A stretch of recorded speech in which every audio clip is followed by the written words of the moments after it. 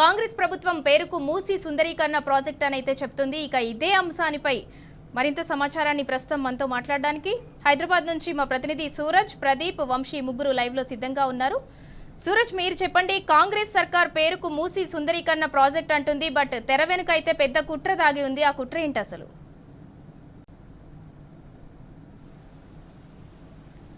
సింధూర, నిజం చెప్పాలంటే ఈ మూసీ సుందరీకరణ ప్రాజెక్టు ఒక స్కామ్ లాగా అభ్యర్థిస్తున్న పరిస్థితి కనిపిస్తుంది. ప్రతిపక్షాలు దీనిపైన ధ్వజమెత్తున్నారు కూడా. ఇప్పటికే ప్రజల్లో కాంగ్రెస్ ప్రభుత్వం పట్ల ఒక వ్యతిరేక ధోరణి అయితే ప్రబలుతున్న పరిస్థితి కనిపిస్తుంది. అసలు కాంగ్రెస్ ప్రభుత్వం ఈ నిర్ణయం ఎందుకు తీసుకుంది అనే కోణంలో విస్తృతంగా చర్చ జరుగుతున్న పరిస్థితులు మనం చూస్తూనే ఉన్నాం. మరోవైపు కాంగ్రెస్ నాయకత్వాన్ని కూడా ప్రజలు పెద్ద ఎత్తున నిందిస్తున్న పరిస్థితి కనిపిస్తుంది. ఈ పూర్తి ప్రాజెక్టు వెనకాల ఢిల్లీ పెద్దల హస్తం ఉందని చెప్పేసి కూడా ప్రతిపక్షాలు చాలా సివియర్గా ఆరోపిస్తున్న పరిస్థితులు మనం చూస్తూనే ఉన్నాం. రాహుల్ గాంధీ బహుశా ఈ మూసీ సుందరీకరణ ప్రాజెక్టు టేకప్ చేసే దిశలో తెలంగాణ ప్రభుత్వాన్ని ప్రోద్బలం చేస్తున్నారని చెప్పేసి కూడా ఆరోపణలు వ్యక్తమవుతున్న పరిస్థితి కనిపిస్తున్నాయి. ఈ నేపథ్యంలో అసలు మూసీ సుందరీకరణ ప్రాజెక్టుకు సంబంధించి కొంత సమాచారం మనం తెలుసుకోవాల్సి ఉంది. ప్రధానంగా ఈ మూసీ సుందరీకరణకు సంబంధించిన మూసీ నది పరివాహక ప్రాంతం తీసుకుంటే కనుక ఫస్ట్ రివర్ బెడ్లో ఉన్న ఏరియాను ఫస్ట్ ఐడెంటిఫై చేయాల్సి ఉంటుంది. ఇందుకు సంబంధించి అటు హైదరాబాదు, రంగారెడ్డి, మేడ్చల్, మల్కాజ్గిరి ముగ్గురు కలెక్టర్లకు ప్రభుత్వం ఆదేశించింది. ఇందుకు సంబంధించి అసలు నోటిఫై చేశారా, రివర్ బెడ్ ఎంతవరకు ఉంది, ఎంతవరకు విస్తరించి ఉంది అని చెప్పేసి నోటిఫై చేశారా అన్న దానికి సంబంధించిన ఒక సంశయం తలెత్తున్న పరిస్థితి కనిపిస్తుంది. ఎందుకంటే రివర్ బెడ్ ఎక్కడి వరకు విస్తరించి ఉంది అనేది నిర్ణయించాల్సిన బాధ్యత కలెక్టర్లకే ఉంటుంది. స్థానికంగా ఉన్న గ్రామాలు కావచ్చు, స్థానికంగా ఉన్న విలేజ్ ప్లాన్లను బట్టి ఈ రివర్ బెడ్ ఎంత మేరకు విస్తరించి ఉందని చెప్పి ఒక అంచనా వేసే అవకాశాలు ఉన్నాయి. అయితే ఈ విలేజ్ ప్లాన్లు ఎప్పుడో 100 సంవత్సరాల క్రితం జరిగి ఉంటాయి. ఒకవేళ రివర్ బెడ్ కొంత అటు ఇటు ఎంక్రోచ్మెంట్స్ జరిగి ఉంటే కనుక కరెక్ట్గా రివర్ బెడ్ ఎంతవరకు ఉందని చెప్పేసి దాన్ని డిమార్కేషన్ చేయాల్సి ఉంటుందని చెప్పేసి కూడా ఒక అభిప్రాయం వ్యక్తమవుతున్న పరిస్థితి కనిపిస్తుంది. అలాగే బఫర్ జోన్కు సంబంధించి కూడా నిర్ణయం చేయాల్సిన బాధ్యత కూడా ఉంది. ఈ బఫర్ జోన్కు సంబంధించి కూడా పెద్ద ఎత్తున వివాదం చెలరేగుతుంది. అసలు ఎక్కడి వరకు బఫర్ జోన్ ఉంటుంది, ఆ బఫర్ జోన్లో ఎంత మేరకు నిర్మాణాలు ఉన్నాయి, ఎన్ని నిర్మాణాలు కొట్టుపడేసేయాలని దానికి సంబంధించి కూడా ఒక శిషబిష కొనసాగుతున్న పరిస్థితి కనిపిస్తుంది. ఈ నేపథ్యంలోనే దాదాపుగా 10,600 పైచిలుకు నిర్మాణాలను ఈ మూసీ పరివాహక ప్రాంతంలో అక్రమంగా కట్టారని చెప్పేసి ఒక నిర్ణయం చేసినట్టుగా ప్రభుత్వం నిర్ణయం చేసినట్టుగా సమాచారం అవుతోంది. దీనిపైన ప్రజలు పెద్ద ఎత్తున వ్యతిరేక నినాదాలు చేస్తున్న పరిస్థితి కనిపిస్తుంది. ఇందుకు సంబంధించి అనుమతులు ఇచ్చింది ప్రభుత్వమే. ఇప్పటివరకు తాము ట్యాక్సులు చెల్లిస్తూ వస్తున్నాము, మంచినీటి సరఫరా కావచ్చు, విద్యుత్ సరఫరా కావచ్చు, ఇలాంటి అనుమతులన్నీ కూడా ప్రభుత్వాలు ఇచ్చాయి. ఇప్పుడు ఉన్న ఫలంగా మా గూడును చెదరగొడితే మా పరిస్థితి ఏందని చెప్పేసి వాళ్ళు ఆక్రందన వ్యక్తం చేసిన పరిస్థితి కనిపిస్తుంది.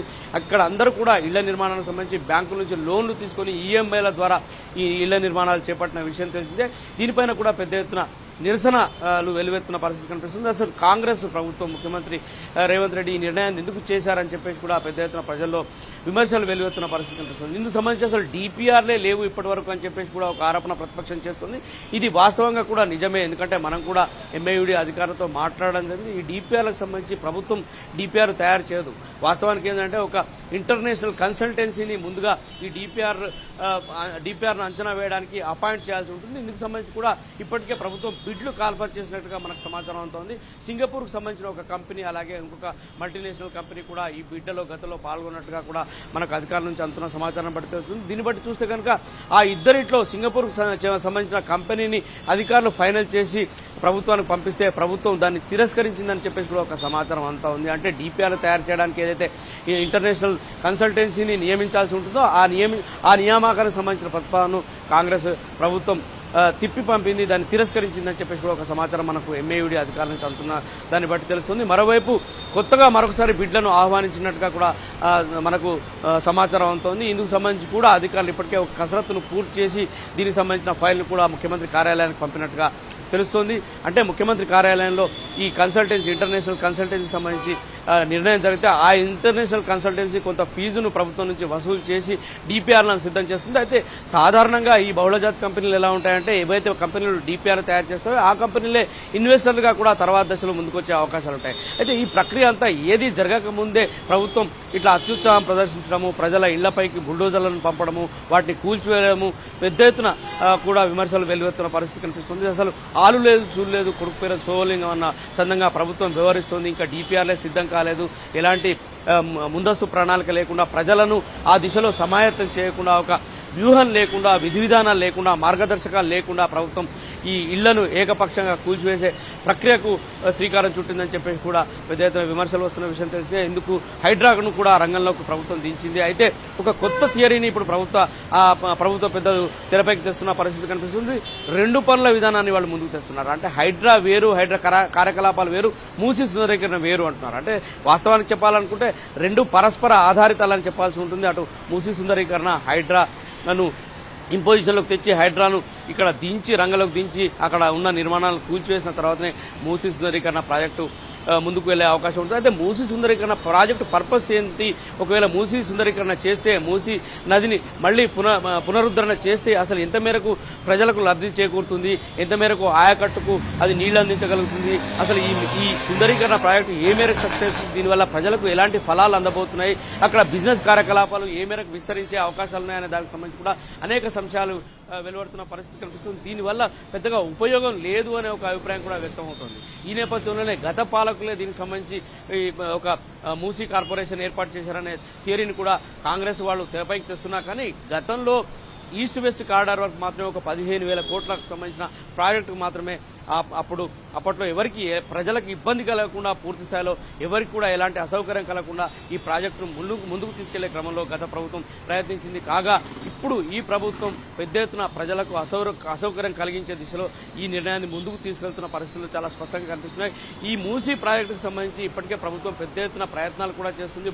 ఇంటర్నేషనల్ మానిటరీ ఫండ్ నుంచి కానీ, లేదా వరల్డ్ బ్యాంక్ నుంచి కానీ, ప్రపంచ బ్యాంకు నుంచి కానీ నిధులను కూడగట్టే ప్రయత్నాలు కూడా చేస్తుంది. మొన్నటికి మొన్న కేంద్రం తరఫున 16వ ఆర్థిక సంఘం హైదరాబాద్కు వచ్చినప్పుడు ఇక్కడ ప్రజాభవన్లో వాళ్ళతో భేటీ జరిగినప్పుడు కూడా మున్సిపల్ శాఖ అధికారులు ఒక పవర్ పాయింట్ ప్రజెంటేషన్ కూడా వాళ్ళకి ఇవ్వడం జరిగింది. మొత్తంగా చూసుకుంటే కనుక కొన్ని వేల కోట్ల రూపాయలను సమీకరించి ఈ మూసీ సుందరీకరణ ప్రాజెక్టు ముందుకు తీసుకెళ్లే ప్రయత్నం సాగుతుంది. అంటే దీన్ని ఎలా చూడాల్సి ఉంటుందంటే ఎన్నికల ముందు కాంగ్రెస్ ప్రభుత్వం 6 గ్యారెంటీలు అని చెప్పేసి 420 హామీలు అని చెప్పేసి పెద్ద ఎత్తున హామీలను నమ్మబలికి ప్రభుత్వంలోకి వచ్చిన తర్వాత వాటన్నిటినీ అటకెక్కించేసి కేవలం మూసీ సుందరీకరణ లాంటి ప్రాజెక్టులు వేలాది కోట్ల రూపాయలు వెచ్చించి వాటిని ముందుకు తీసుకెళ్తున్న క్రమం కేవలం కమిషన్లు దండుకోవడానికి అనే ఆరోపణలు వెలువెత్తున్నాయి. ఇప్పటికే స్పీడ్ ప్రాజెక్టు పేరిట 19 ప్రాజెక్టులను ప్రభుత్వం చేపట్టే దిశలో కార్యాచరణను సిద్ధం చేసిన విషయం తెలిసిందే. దీంట్లో RRR లాంటి ప్రాజెక్టులు కూడా ఉన్నాయి. అలాగే మూసీ సుందరీకరణ కూడా దాంట్లో భాగంగా ఉంది. వీటన్నిటినీ కూడా అంటే ప్రభుత్వం చూసుకుంటే కనుక, ఖజానా చూసుకుంటే కనుక ఖాళీగా ఉన్న పరిస్థితులు ఉన్నాయని చెప్పేసి ప్రభుత్వమే బాహాటంగా చెప్తున్న పరిస్థితి కనిపిస్తుంది. ఖజానా ఖాళీ ఉన్న నేపథ్యంలో ప్రభుత్వం పైసా ఖర్చు పెట్టలేని ఇట్లాంటి పరిస్థితుల్లో ఇన్ని వేల కోట్ల రూపాయలు, లక్షల కోట్ల రూపాయలు వెచ్చించి ఈ ప్రాజెక్టులను ఎలా ముందుకు తీసుకెళ్తుందనే సంశయం కూడా రాజకీయ విశ్లేషకులు వ్యక్తమవుతున్న పరిస్థితి కనిపిస్తుంది.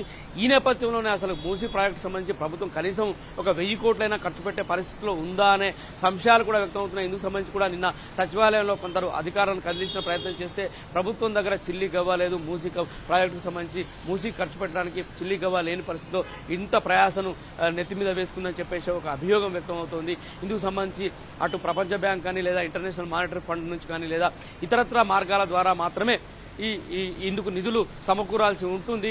ఇది పెద్ద కసరత్తుగా కూడా వాళ్ళు అభివర్ణిస్తున్నారు. ఎందుకంటే కేంద్ర ప్రభుత్వం నుంచి, ప్రపంచ బ్యాంకు నుంచి రుణాలు తీసుకోవాలి, లేదా IMF నుంచి రుణాలు తీసుకోవాలంటే ఖచ్చితంగా కేంద్ర ప్రభుత్వం నుంచి సహకారం అందాల్సి ఉంటుంది. కేంద్ర ప్రభుత్వం ఒప్పుకుంటేనే ఆ ప్రతిపాదనలు ప్రపంచ బ్యాంక్ కానీ, ఇంటర్నేషనల్ మానిటరీ ఫండ్ కానీ వెళ్లే అవకాశాలు ఉంటాయి. ఇంతకంటే ముందు ఒక ఇంటర్నేషనల్ కన్సల్టెన్సీని అపాయింట్ చేసి DPRను సిద్ధం చేయాల్సి ఉంటుంది.